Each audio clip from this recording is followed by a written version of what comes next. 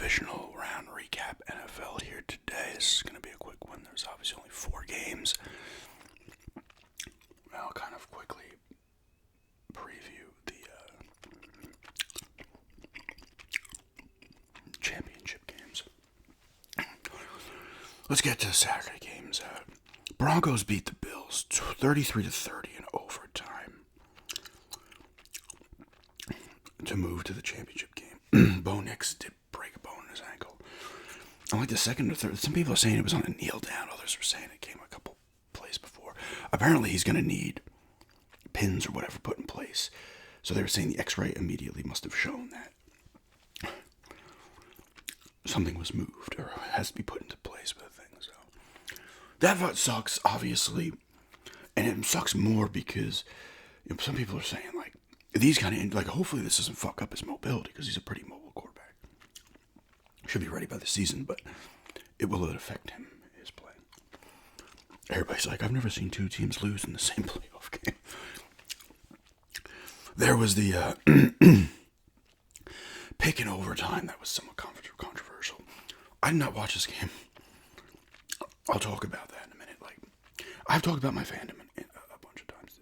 The only reason I do these recaps is because some of you like this. They don't view it particularly incredibly, but the playoff ones view better. If nobody cared, I wouldn't do it. I'm not the Broncos fan I was. Even during that last Super Bowl they won against the Panthers, I was like, cool, they won. I wasn't like, my fandom started to wane a little bit into the Peyton era. Like I've talked about in the past, that destruction by Seattle in the Super Bowl. They beat Denver 43-8. Took a lot out of me, and I was kind of glad because I was like, I can't let this shit dictate every part of my life, right? Especially football. Your team loses, you're sour for a week, I was worse when I was a kid. You should have seen me when I was 12, 13, 14 years old. When Denver would lose a freaking regular season game. It was embarrassing. But the way the rules are, it was a pick. I saw it. I could be like, yeah, it's a pick. Do you know what the thing is, too, about these kind of calls? If they called it a catch, it would have stood as a catch. They called a pick, it stands as a pick. If it was some people are like, well, if nobody was there and the guy fell and the ball shot out, would it have been a fumble? You know what I'm saying? I don't. For me personally, if they called it a catch, I don't think I would have given a shit as a Broncos. I'd be like, okay. That's how much I don't. I'm happy for the team and the fans that are super invested. Great. But Bo Nix is now hurt. Josh Allen has 3 TDs. Josh Allen turned the ball over 4 times. Josh Allen had 283 yards, 3 TDs, 2 picks. He's the last pick in overtime. It's not on him. He's sacked 3 times. Cook runs for $117. Allen runs for 66. Kincaid, of course, the tight end, had 6 catches for 83 yards and touchdown. Denver historically cannot cover tight ends. It doesn't matter who's on the team. And the TD, Coleman and Hardman Jr. at receiving TDs. Allen fumbles 3 times, loses 2. Cook loses a fumble as well. They get no sacks. A pick from Walker. The kicker, Matt Prater, hits his 3 field goals and has 3 extra points. Denver was up 23-10 in this game. Now, Denver, there was 2 ways this could have went early and didn't end up happening. The Bills were up 7-3, were driving in Denver territory, and Cook fumbled. They could have went up 14-3. Changed the complexion of the game. Denver was giving up yards. Clearly, they gave up a lot of rushing yards. And they gave up 3 passing TDs. They were getting turnovers, though. They got 5 turnovers. But Denver couldn't get more than field goals out of it. Now, I heard that Allen did something stupid before the end of the half. That cost them because Denver ended up getting 3 points. Or they could have even gotten a field goal. So that changes the complexion. Of course, you can go through every play of the fucking game, right? Apparently, there was a pass interference that was shaky in overtime. Apparently, there was a hold on a Bills lineman in the end zone in overtime that should have resulted in a safety. That wasn't. You can just go back and forth with this bullshit, I love the people that do say it's rigged. It's like, That's fine. If you want to say shit's rigged and scripted, that's great. Why are you watching the games then if you know it's scripted? Maybe that's why I stopped giving a fuck. Because it is scripted, you know? Denver, Bo Nix, 279, 3 TDs a pick. He's not sacked. They did not run. This is a problem. Without Dobbins, they have no running game. He leads the way with 29 yards rushing. They didn't run the ball well. They didn't run the ball a lot. Mims Jr., 8 catches, 93 yards and a TD. Humphrey has a TD receiving, and Crum has a receiving TD. It's one of the linemen, I believe. Bo Nix fumbles once but does not lose it. Sack and a half from Roach, a half sack from Allen, a sack from Benito. Locke has a pick, and McMillan had the overtime one. Lutz, 4-for-4 in his field goals, 3 extra points. So Denver's obviously, they're already like 5.5-point dogs against New England. Obviously, they're going to be underdogs. Stidman is now starting. Stidman had a few starts in the last Russell Wilson year. He looked okay. Listen, uphill battle, right? But it sucks if you're invested heavily and you're the team on the team because like, oh shit, Knicks is down. Our chances go slightly down. So they go down more than slightly, considerably, right? But here's the thing: you lose, you were expected to. It doesn't matter. Your backup quarterback was in it that hasn't had a snap or a pass thrown in a live action game in 2 years. If you win, oh my God, they got it done. And then if you win, Patriots look like the biggest frauds ever, right? And even if you play it close, you could be like, oh great. But if you get blown out, it doesn't matter. You know, you look at it that way. Things look bright for Denver if Knicks can come back from this injury and not lose any of his mobility.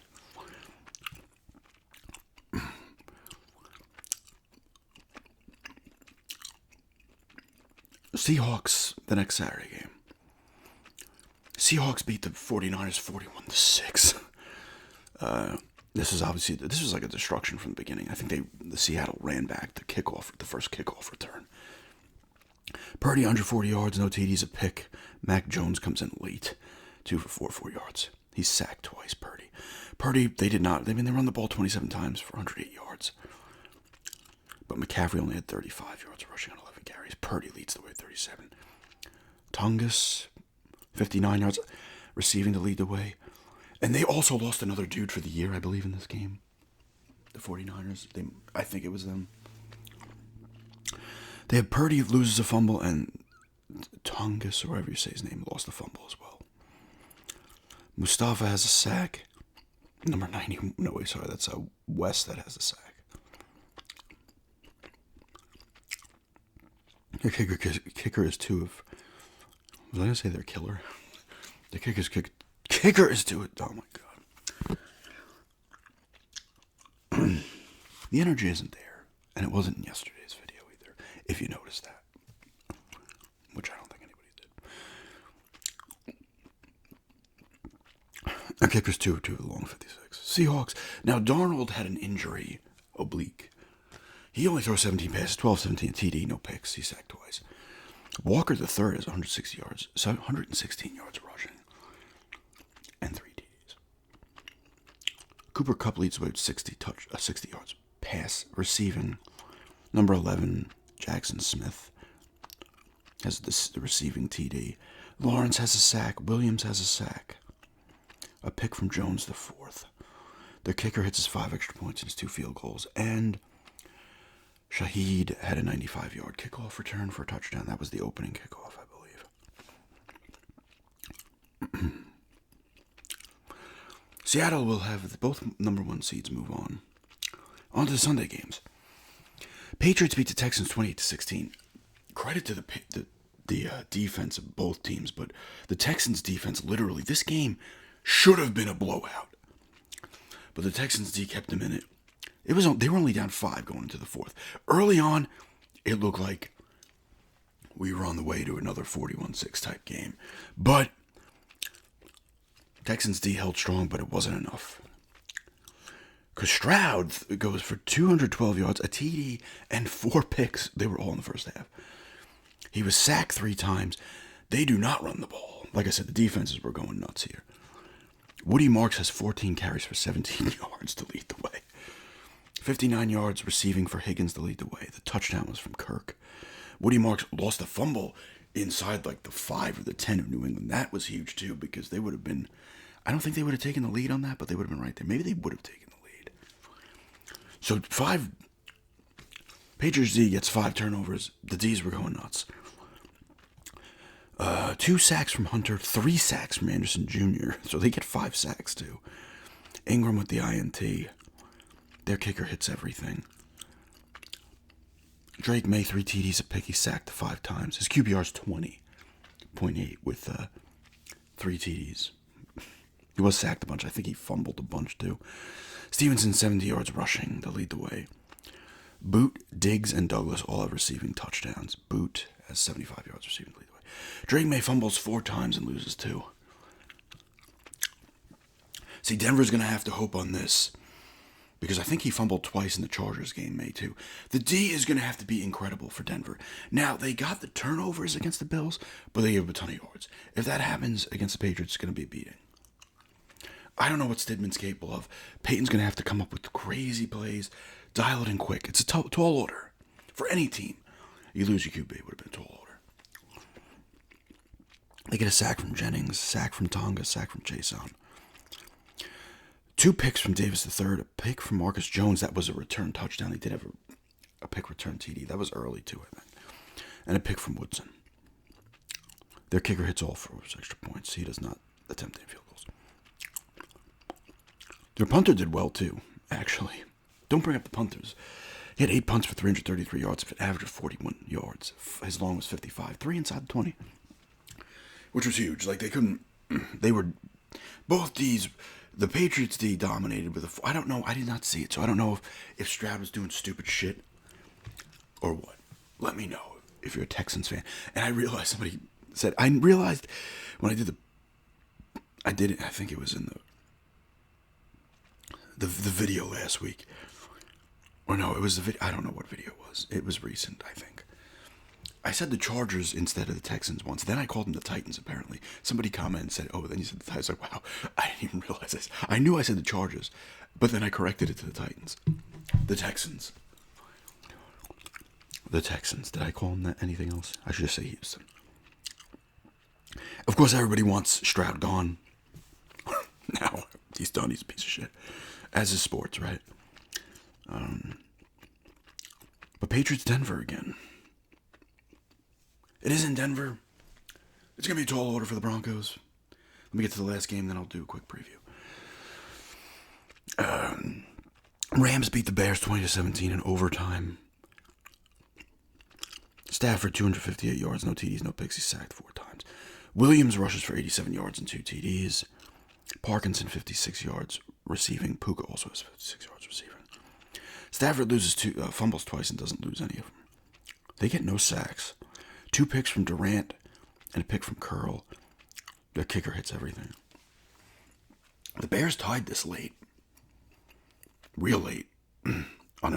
Williams was scrambling, hit a dude in the end zone, tied it at 17. It went back and forth a little bit in overtime. I think each team had at least a possession. They would have had to have had at least a possession. But Rams hold on. They're going to Seattle. Williams, 2 TDs, 3 picks, 257 yards. Swift, 76 yards rushing to lead the way. Loveland, 56 yards receiving. DJ Moore and Komet, he had the one at the end. They each have receiving TDs. I don't know how to say his name. Brisker has a sack. Gordon has a sack. Sweat and Robinson each have a sack. Their kicker hits everything. Bears, the future looks bright. Tight game. You got your 1 win against the Packers, so you got some playoff experience here, right?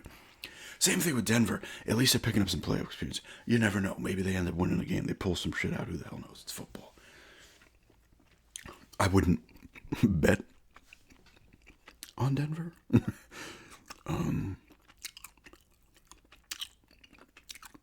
Well, let's see, because Denver when I first saw it, they were 5.5 point underdogs.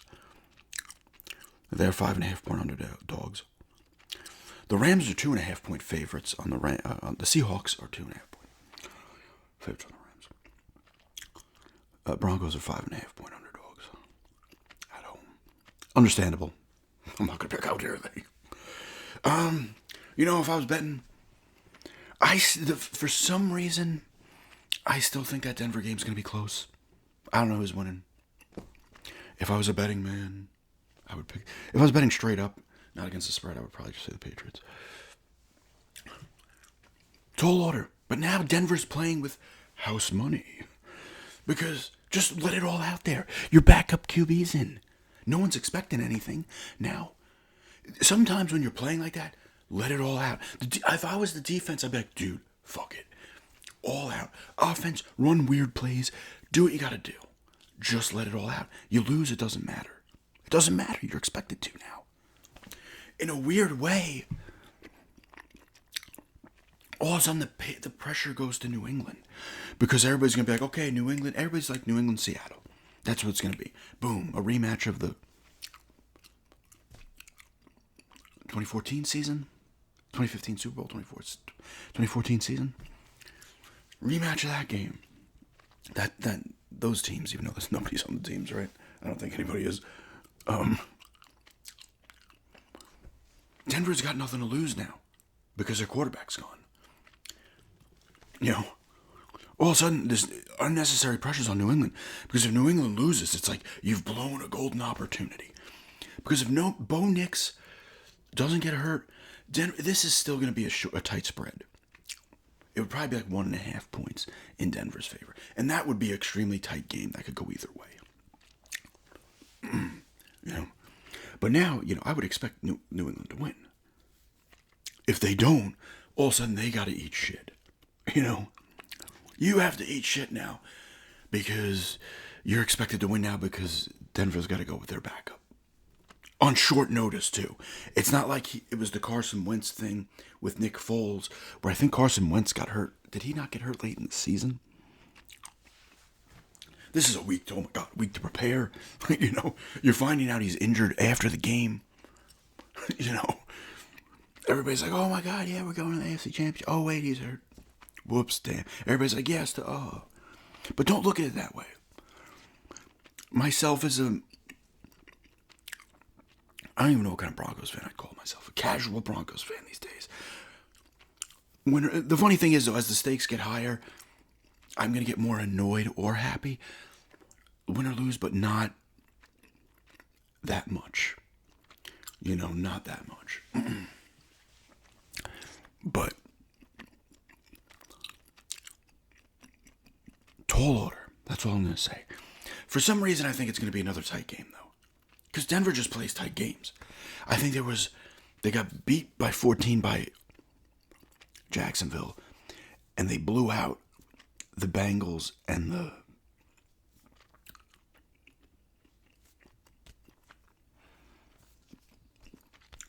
Cowboys.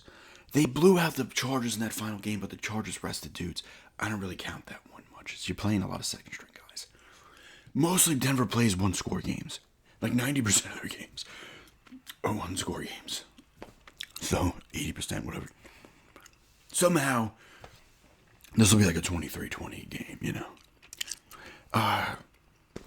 Rams and Seahawks look like the best team right now out of the four. If I was betting, I would bet the Seattle to win the Super Bowl. The Rams have the experience. You have the guys from that Super Bowl winning team are still there. Well, we know Stafford is. Is anybody else still there? Because all of a sudden that was only like 3-4 years ago. I'm sorry. I'm thinking the one they lost to the Patriots. So there's got to be players still from that team. They have the experience. Seattle's D look great. Special teams look good. Darnold was solid. Didn't have to do much. They're running the ball well. They always run the ball well. I would say Seattle would win that game. If I was leaning towards it, I would say Seattle, New England. Super Bowl, with Seattle being a favorite by like 2.5. I will say, you're seeing a lot of change in the guard. The Rams are that kind of older team that's popping back in there. But Denver's future still looks bright. depending if Nix can come back, I think he's going to lose mobility because of that ankle thing. If they got to put something in place to hold the ball in place, that's going to be a problem. New England, obviously, his future looks bright. You know,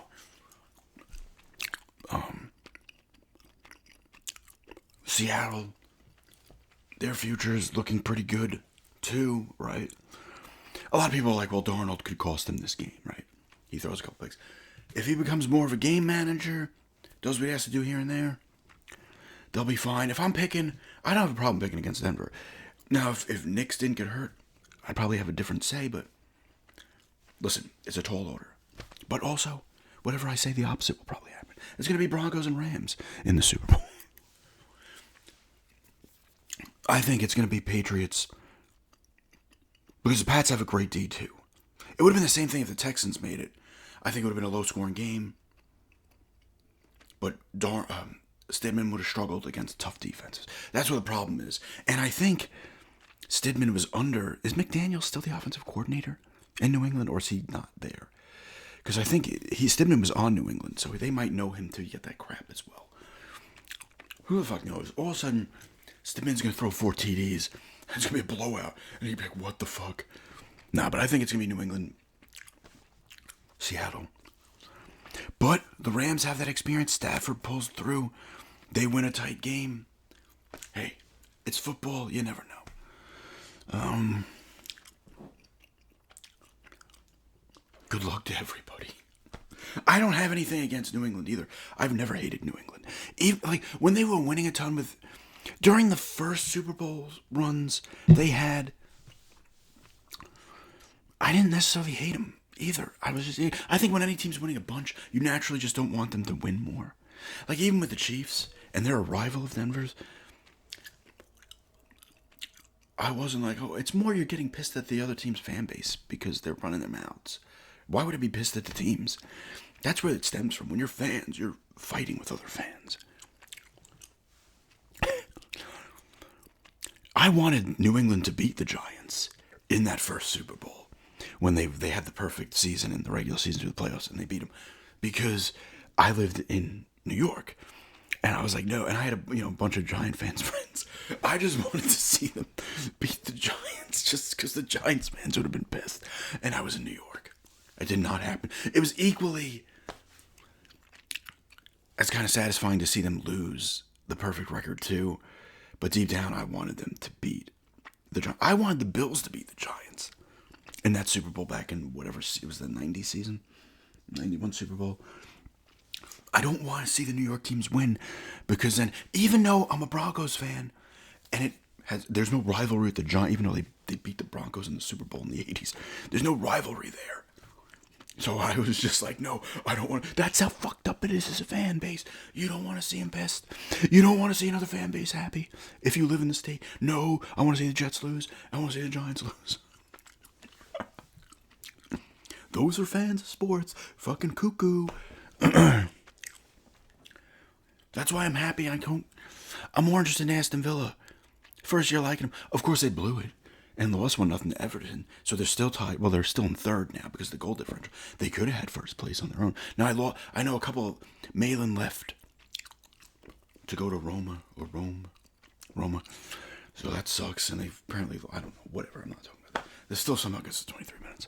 But anyway, good luck to your teams if you're still in the playoffs. And can't wait for the season to be done. Because then there's no more football recaps. But anyway... thanks for checking this out.